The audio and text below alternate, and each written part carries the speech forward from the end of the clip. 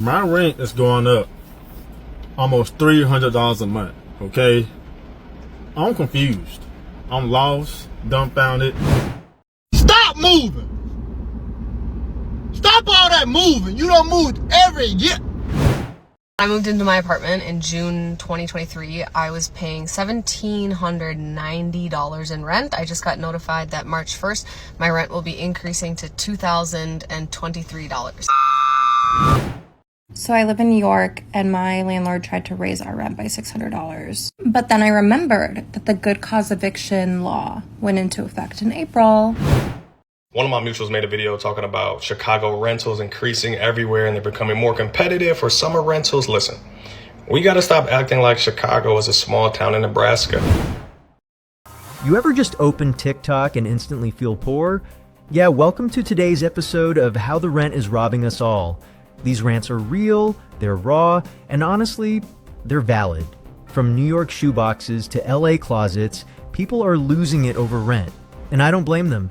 So grab your coffee or your eviction notice because we're diving into some of the loudest, funniest, and most painfully relatable TikTok rants about rent prices going through the roof. And yes, I will be pausing to throw in my 2 cents. Let's get into it. Hot take, and I'm not judging because I literally was in this situation like a few months ago. I cannot fathom paying $1,000 a month to live with 3 other people. It literally bothers me that rent prices have gotten so insane that you're gonna pay $4,000 for a tiny ass unit. So like, for example, the situation I was in was I graduated college, I got a full-time job. It was downtown, and so there wasn't a lot of options, and I couldn't afford to live by myself. So I had to live with like 3 other college students.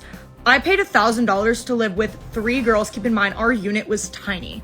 I could not fit like literally anything in my room. I was like crammed. I've learned like how to be a minimalist now because like I had no room in that apartment.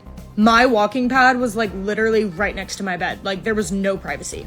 But I'm just not understanding like how people are graduating college and like moving out on their own, trying to be independent, trying to like stream away from their parents, and you're gonna tell me that it costs $1,000 to live with 3 other people. So obviously, if I didn't live with 3 other people, I'd be paying $2,000 in rent. $2,000. Keep in mind that that doesn't include any other bill you have, on top of the fact that that is literally like half of what you make. The math like doesn't make sense in my brain. And the fact that now I live in a lot less busy area and the rent is still expensive as fuck.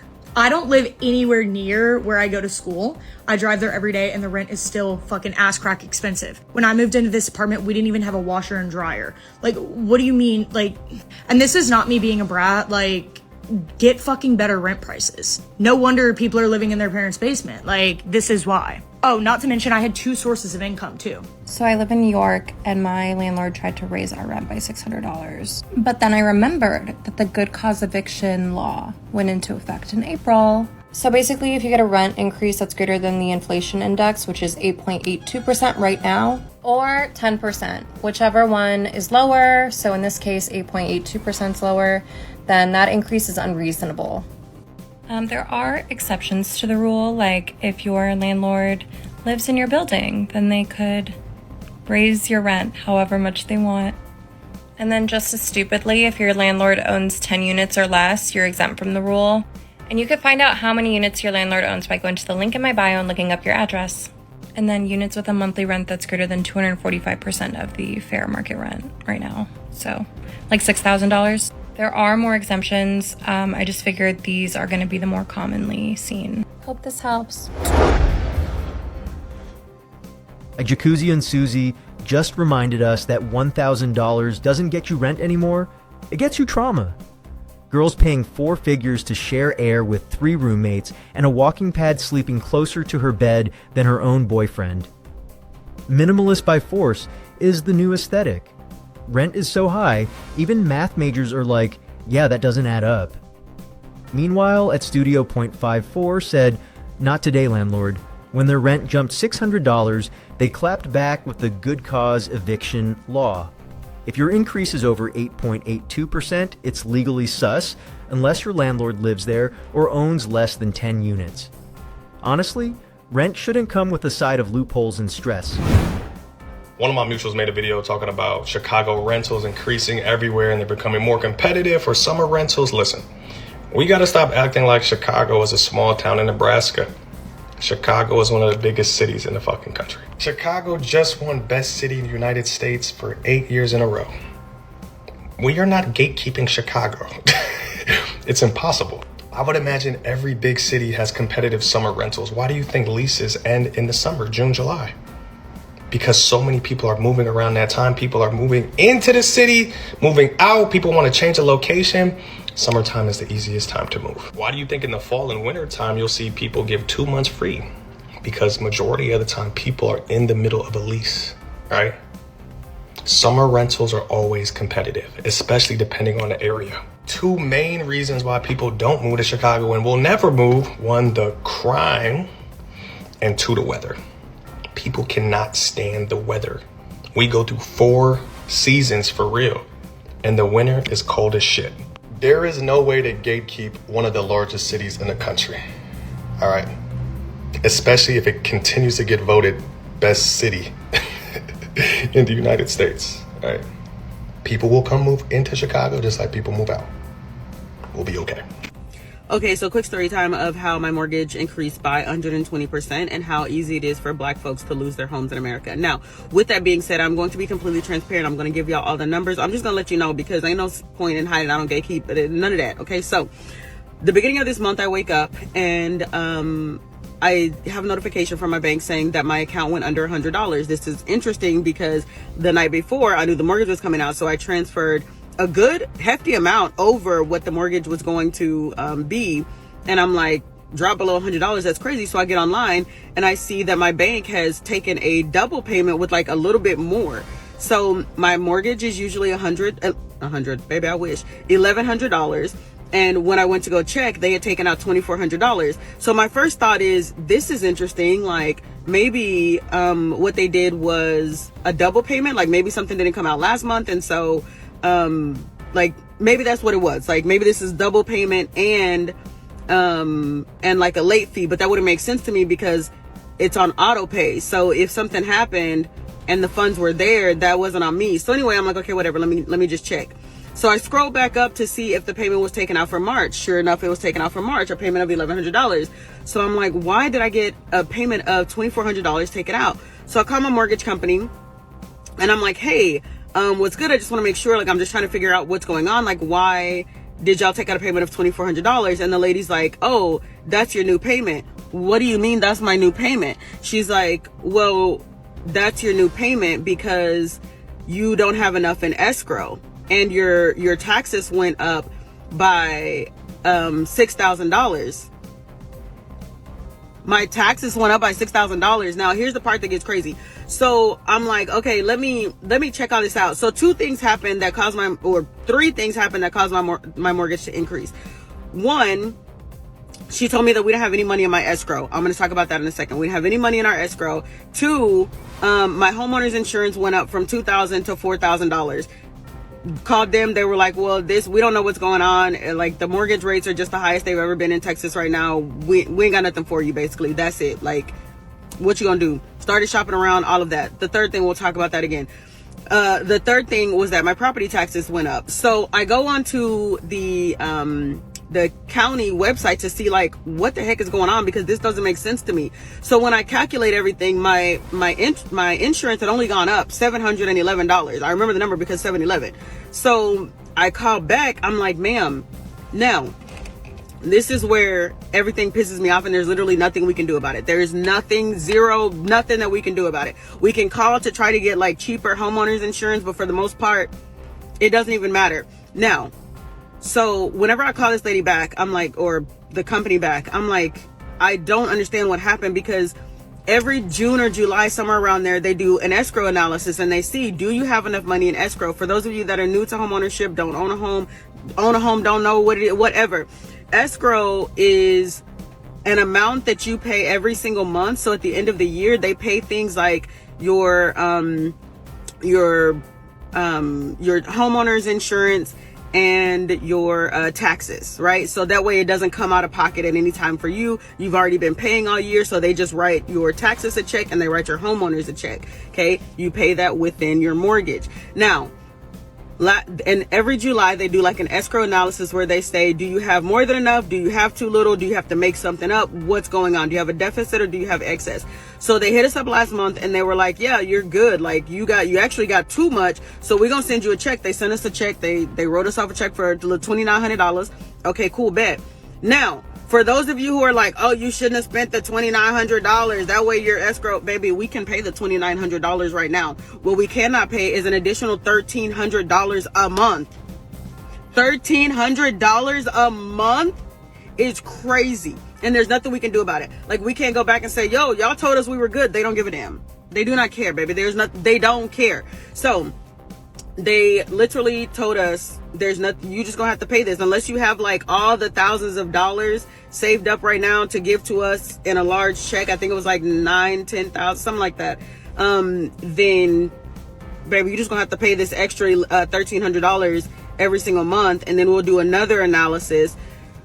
Anyway, I'm gonna have to do a part 2 because this is too long, but I will explain what basically we're waiting for in the next thing. If you have any questions, let me know. I know I didn't want to make this too long, but yeah, this is really what we're dealing with right now, and this is how easy it is, especially for people who are one generation removed from Jim Crow. My parents grew up in the Jim Crow South. Who was going to teach them about financial literacy? Who was going to give them that information to then pass down to us? Like, my parents are the first homeowners.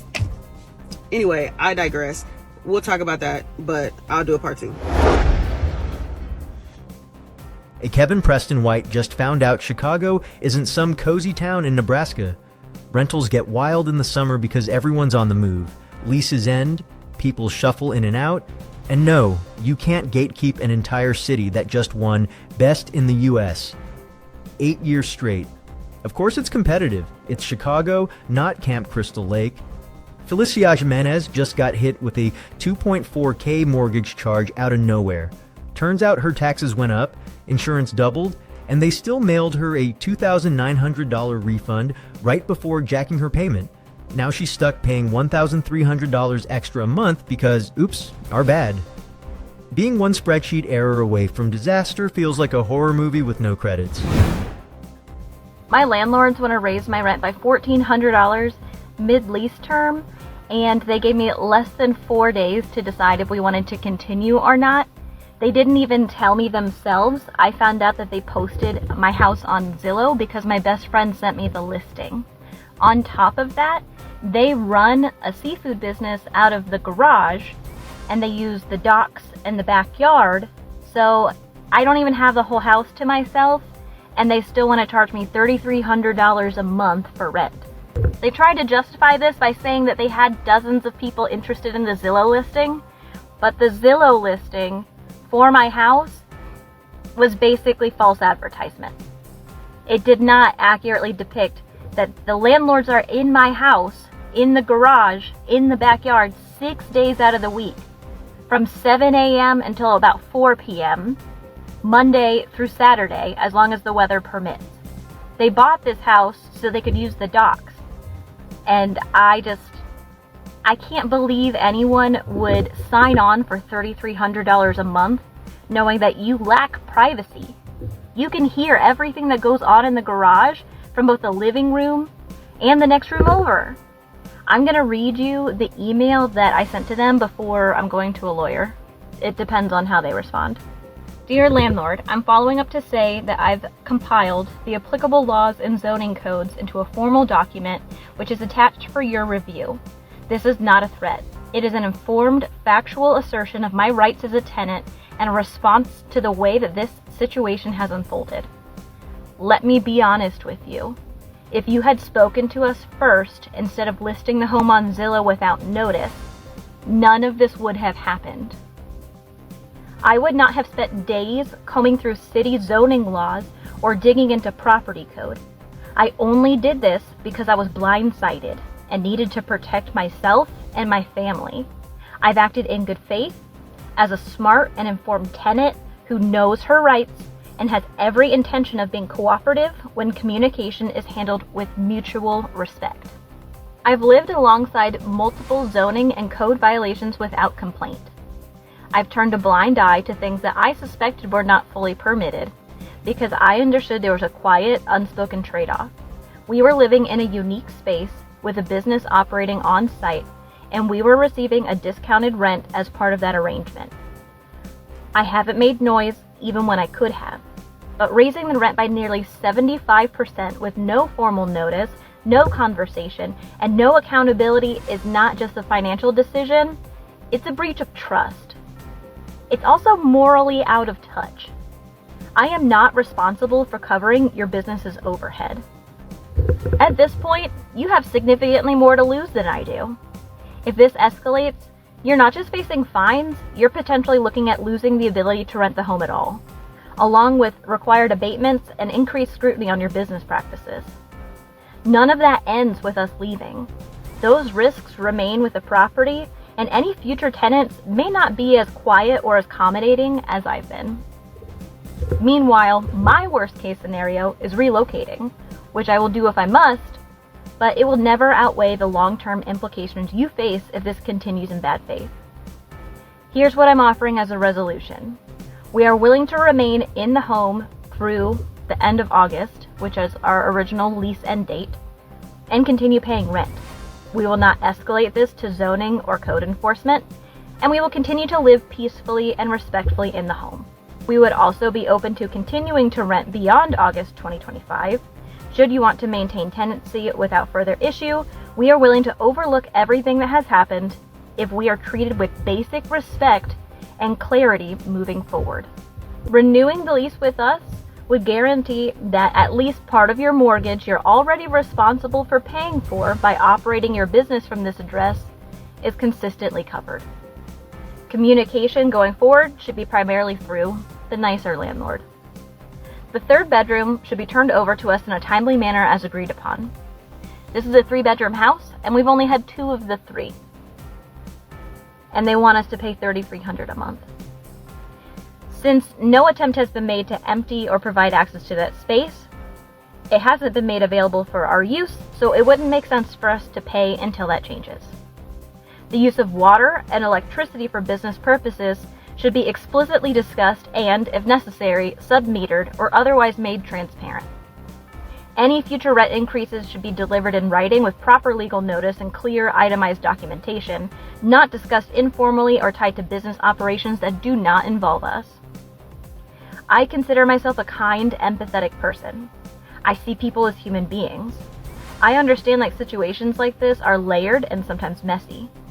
But when I feel like I'm being misled or treated unfairly, I do my homework and I stand my ground. All I'm asking is to be treated fairly. The attached document includes only a selection of violations based on our city's municipal zoning code.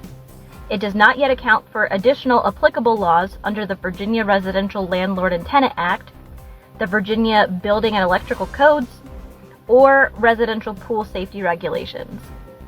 I've chosen to focus this initial documentation solely on zoning to keep the communication clear and direct, but I am prepared to expand this if necessary. We're offering you a chance to avoid legal exposure, maintain your business operations, and move past this quietly and respectfully.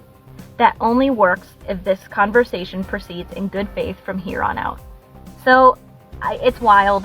I'm going to keep talking about this. I'm part of the creator program. I'm hopefully going to be meeting with a lawyer soon. But this is nuts to me that they're really trying to strong arm this when they know I'm right. They know that I'm right, that they are violating city code. But I don't know. At the end of the day, I have kids, and my primary concern is that they have a safe roof over their head. We lived here because it is in an excellent school district, and I'll be honest, we were evicted before we got into here. I'm not afraid of another eviction because this time I know that I'm in the clear. And to think that I used to call them good landlords. Stop moving! Stop all that moving! You don't move every year. Every time the lease ends, you moving. You know you can renew the lease, right? You ain't gotta move. That don't mean. I think some of y'all think it means you gotta move when the lease ended. No. You can renew the lease. Can we bring back renewing leases? Y'all don't know how to sit the hell down no more. Your mama, your aunties, your cousin, they done stayed in the same house 15 years. You moving every year. And you talking about, the rent get too high. No, nigga, the U-Haul expenses. You need to stop moving. You need to start renewing leases. Then you all talking about, who gonna help me move? Can somebody help me? Y'all asking for some coochie, can y'all help me move? Hell no! Renew the lease. A Scorpio Panda just got hit with a $1,400 rent hike mid-lease, while her landlords run a fish market from the garage like it's a side quest. They posted her house on Zillow without telling her, and now they want $3,300 for a space she doesn't fully have access to. Girl sent them an email that was 90% legal threat, 10% TED Talk, and I fully support her lawyer arc. D'Angelo, tapping 1012, is begging y'all to stop moving like you're on the run from the feds. Your lease ends and you pack up like it's witness protection. Just renew the damn thing. Ain't nobody helping you move again. We tired. Our backs hurt. Go sit down. I moved into my apartment in June 2023. I was paying $1,790 in rent. I just got notified that March 1st, my rent will be increasing to $2,023. And before everyone gets in the comments and says, you're doing this, you're making your choices. Okay, first of all, fuck you. I have a 2-bedroom apartment because I have a 1.5-year-old son, and I got this apartment because I researched every apartment within a 30-mile radius of where my dad lives, because my dad lives with my nephew. I'm the legal guardian of my nephew, and I need to be able to have quick, close access to my nephew. I take him to appointments, I pick him up from school, etc. What's shitty is that this is the market rate. So this is pretty standard if you want a 2-bedroom apartment. And mine's nice because it's new, but it's not fancy. It was made really like everything's plastic and falling apart, and it, for all intents and purposes, it's not a quality apartment. It's safe. I love living here, and that's why I'm living here. But I was talking to my landlord, and I was like, listen, I know this isn't your fault. I know you're not setting the prices of these, but what the fuck? This is not like a sustainable, like, how the fuck is anyone supposed to like maintain their tenancy? I said, should I expect another huge rent increase? And he's like, yeah, in September, there's going to be another like $80 to $120 rent increase. And I'm like, so let me get this fucking straight. I had to pay $5,500 to just get into this fucking apartment. I could live in a 1-bedroom. I don't want to because I just figured out crib training with my son. I pay electric and I pay fucking gas, which is another, $100 to $120 a month, like on top of that. I hate that the issue is that I'm at a point in my life where paying another $120 a month in rent is like pissing me off. I know that the solution is to just make more money so that this is going to happen and I'm going to have more wiggle room in my budget and blah, blah, blah. But what pisses me off is if you're not making $6,000 or $8,000 as a single mom a month, you're just like, how are you gonna make it? Who wants to be roommates with people that they don't know? And how many people do you know that you could trust to live with and that it wouldn't ruin your friendship if you lived with them? And what if I just want to live in my own fucking spot? What if I really like the peace of mind that I have in my own goddamn apartment? Why isn't there some sort of fucking clause that says, oh, you're a single mom with narcolepsy and you have a fucking disability and you're making X amount of money and we're gonna give you like a little bit of a break. And I understand like life is a jungle and no one's trying to give out handouts. You're hearing about how Elon Musk just uncovered all the government fucking all the money that's going everywhere. Like the government isn't, in general, they're not looking to help people. We know that. Just keep coming back to like, okay, the solution is just to make more money, but there's only so many fucking hours in the day. I spent 45 minutes today researching other apartments in the area. I maybe have a tour scheduled next week, but here's the thing, it's like, yeah, if I get into this other apartment, like what is that gonna look like and how much do I have to put down? It's usually first and last month's rent, and then there's a damage deposit, and then there's usually a refundable pet deposit on top of that of a couple $100 or and then like at least, and then a monthly pet deposit. And I have 2 cats and I don't want to get rid of my cat. I'm not making this video to be like, oh, poor me, like blah blah, but where my brain goes is I zoom out and I think about the bigger picture, and I think about like the regular people who are just trying to fucking survive, and like the average income and like what it cost to just literally survive. That's not like getting ahead, that's not saving money, that's not potentially owning a piece of property, that's literally just like I'm making it until the next month. What is there, like 800,000 homeless people in the US? And when you think about like a homeless person, your mind might go to like all these extremes, but it's like, no, people become homeless because there's factors that are outside of their control, and they're doing their fucking best, and they get up every day and they have good intentions and they work, and they're not like selling themselves on OnlyFans, and they're trying to like do good in the world. But fucking bills are massive, man. It's expensive as fuck to just live and eat. My rent is going up almost $300 a month, okay? I'm confused. I'm lost, dumbfounded. Everywhere in my city, everybody going up in apartments, okay? These are just one bedrooms. I pay $1,100 a month for one bedroom right now. If I resign my lease, it'd be $1,300, okay? Not including maintenance fees, not including all the utilities and all that stuff. But it's all said and done, I'll be spending $1,600, $1,700 to live there, okay? When it's all said and done. My thing is, what do these landlords think we're making out here? Okay? Everybody not making all that kind of money like this. I'm a truck driver. As you can see, I'm in the truck right now. Truck drivers don't get raises, okay? We don't get raises. I barely made enough to make 3 times the rent already. But now it's just going up. I don't know what's going to happen. I make $4,000 a month. I don't know. Well, I make that, but after taxes and all that, you know how that goes. It's about 36, something like that. I won't be able to afford that place anymore where I live at right now. So I got to move. I'm probably considering living in my truck, maybe. Might get a hotel rooms on weekends. If I get a hotels on weekends, I spend $580 a month just for Saturdays to Sundays. That saved me a lot of money, about $1,000 a month, just doing that. Cause I'm gone most of the time anyway. But my big concern is I don't know where these landlords, how they think we out here making all this money to raise the rent that high. We got layoffs going on, and the federal workers are getting laid off, and it just, things gotta change, you know. I refuse to pay that much for one bedroom, so I'm not doing that. I've been looking around my city. A lot of folks moving in the city, so I guess, you know, supply and demand is what raised the prices up. But I've been in my city my whole life, and they trying to push us out. I'd rather be straightforward and say that. We're gonna push everyone that's a native of this city, who's born and raised here. We're gonna push y'all out and want everybody to come in here and say raise prices. I'd rather be straightforward and just say that, okay, than just raising prices and we just all confused, all right? I mean, it's just crazy to me. But I probably might live in our truck, get hotel rooms on the weekends, save a lot of money that way. Cause this year I'm trying to save 20 grand. And a lot of folks can't save $1,000 because they got all the bills, and like I said, rent prices are going up and food prices going up, clothes, everything's going up in America right now, okay? There's no relief anywhere, it seems like. And I don't think it'll be a relief anytime soon. So I gotta be prepared, trying to save some money up, because money is king, and I gotta make it happen. What you gotta think about this? This is getting insane. I mean, something gotta give, it really do.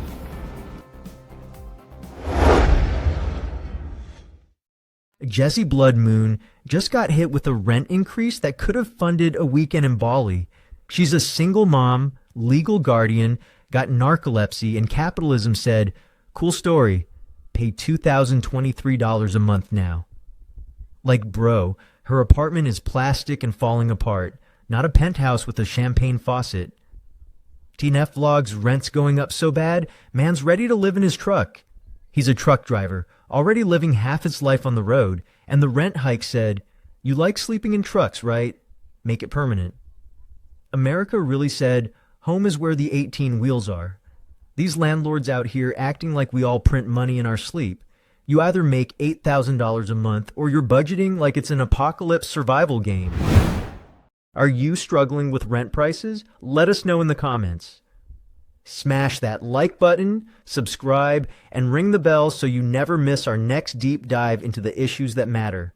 Until then, keep fighting. You've got this.